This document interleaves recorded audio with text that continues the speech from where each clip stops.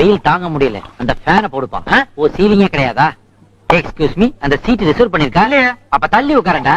காலகட்டல sorry software engineer. Tea போடுப்பா. லைட்டாவா ஸ்ட்ராங்காவா? மீடியமா. மீடியம்னா தமிழ் மீடியத்திலே போடு. டீயாவது தமிழ்ல இருக்கட்டும். என்ன நக்கலா? என்னங்கடா சவுண்ட குடுக்குறீங்க? ஏண்டா 10 மில்லி பால் 15 மில்லி டிகாக்ஷன், ஒரே ஒரு ஸ்பூன் சக்கரை, இப்படி ஒரு ஆத்து அப்படி ஒரு ஊத்து. இதுக்கு என்னமோ 5 ஸ்டார் ஹோட்டல் ஹெட் குக் ரேஞ்சில் அலட்டிக்கிறீங்க. டீயா போடுறா. யார் காசு தருவா? அக்கவுண்ட்ல வச்சுக்க. யார் அக்கவுண்ட்ல? இந்த இன்ஜினியர் அக்கவுண்ட்ல வைங்க. ஐயோ காலங்காத்தால வந்துட்டாங்கப்பா சாவுக்குறாக்கீங்க. கள்ளிச்சாமி நீ தான்ப்பா இவனுங்க எல்லாம் கவனிச்சுக்கணும். கள்ளிச்சாமியா?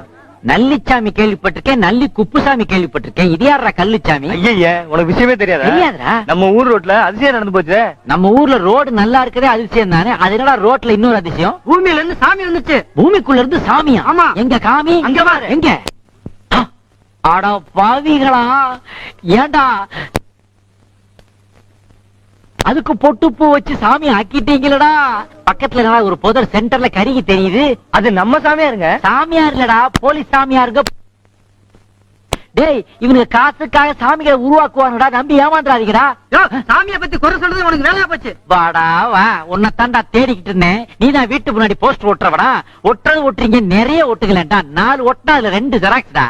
இதோ பாடுறா, நான் சாமி இல்லைன்னு சொன்னதே இல்லடா. நானும் சாமி கும்பிடுறவன்டா. ஆனா அந்த காலத்து ராஜராஜ சோழன்ல இருந்து சுந்தர பாண்டியன் வரைக்கும் மன்னர்கள் கட்டி வைத்த கோயில்கள் 1000 இருக்குடா. அதுபோக முருகனுக்கு அறுபடை வீடுகள் இருக்குடா. இதை தவிர உங்க வீட்டுல எல்லாம் பூஜை ரூம்கள் இருக்குடா.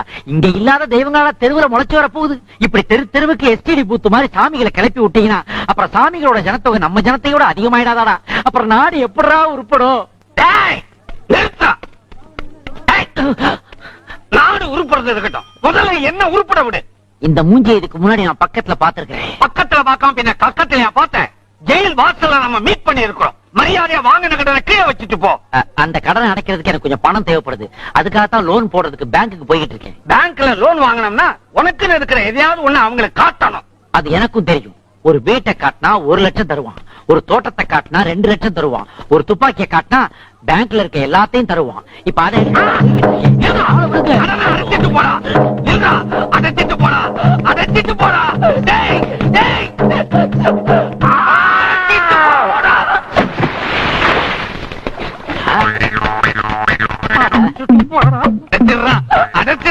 அடைக்கிறேன்டா உன் கடனை, அடைக்கிறேன்டா. இப்போ அடைச்சிட்டா